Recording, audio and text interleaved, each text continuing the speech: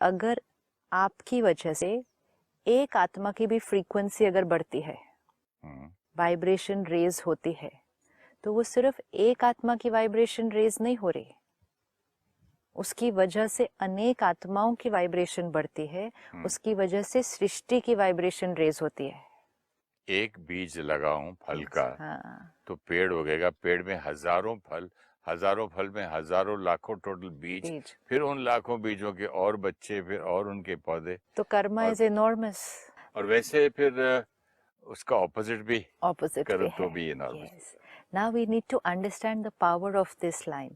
हम एक एक आत्मा जब अपने ऊपर थोड़ा भी अटेंशन रखना शुरू करते हैं, अपने आप को आसपास की नॉर्मल की डेफिनेशन से ऊपर उठाते हैं, अपनी सोच में, बोल में, जीवन जीने के तरीके में, खान पान में, कारोबार करने के तरीके में, रिश्ते निभाने के तरीके में, हर चीज ओवरऑल हम क्या कर रहे हैं, अपनी फ्रीक्वेंसी को जब ऊंचा उठा रहे हैं, हमारी फ्रीक्वेंसी की वजह से औरों की फ्रीक्वेंसी ऊपर उठनी है। 100% उठनी है। तो which means one is going to become an instrument for many others, and then many others will become an instrument of many others, and all those many others are because of this one. मनसा वाचा कर्मणा। हम अपनी checking करें कि क्या हम सारा दिन में कोई ऐसा कर्म कर रहे हैं जिसकी वजह से हमारी और हमारे आसपास के लोगों की फ्रीक्वेंसी रेज हो रही है, जिसको कहते हैं सेवा।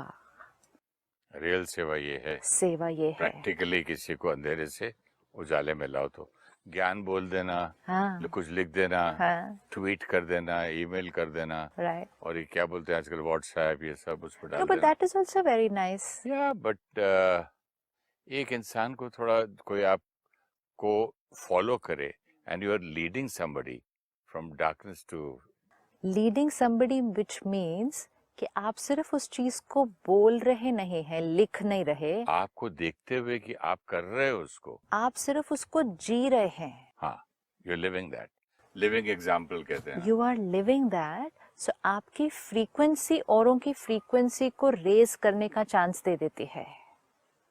अगर आप कुछ बोल रहे हैं, कुछ कह रहे हैं, लिख रहे हैं, लेकिन आपकी अपनी सोच, आपका अपना व्यवहार लोअर फ्रीक्वेंसी का है, तो आपका वाइब्रेशन औरों पर क्या असर डालेगा? दे विल ऑल्सो बी लो।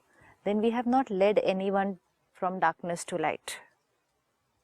तो सेवा, क्योंकि हम सब सेवा करना चाहते हैं, हमें बचपन से सेवा का महत्व भी सिखाया गया है।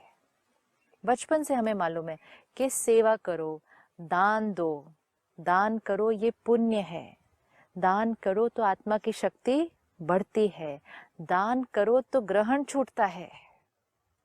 ये सब हमने सुना है, लेकिन कौन सा दान करने से ये सब कुछ होने वाला है? ज्ञान दान, by living that the way, which means जब हम अपनी कमजोरियों का दान देते हैं, okay, अपनी गलत आदतों का दान करते हैं,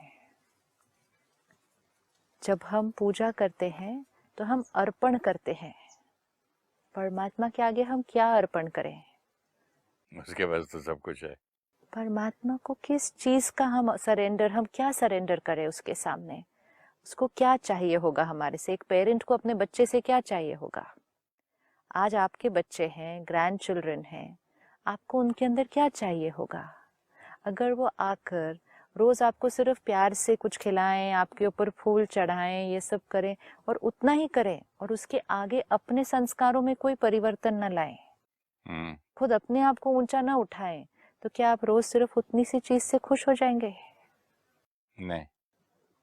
तो एज अ पेरेंट बच्चे से हमें क्या चाहिए? कि बच्चा खुश रहे, happy, healthy, successful and a wonderful human being, ये चाहिए। जब एक पेरेंट को एक बच्चे से ये चाहिए, तो परमात्मा भी आत्माओं से क्या चाहिए? कि आत्मा क्या सरेंडर करे?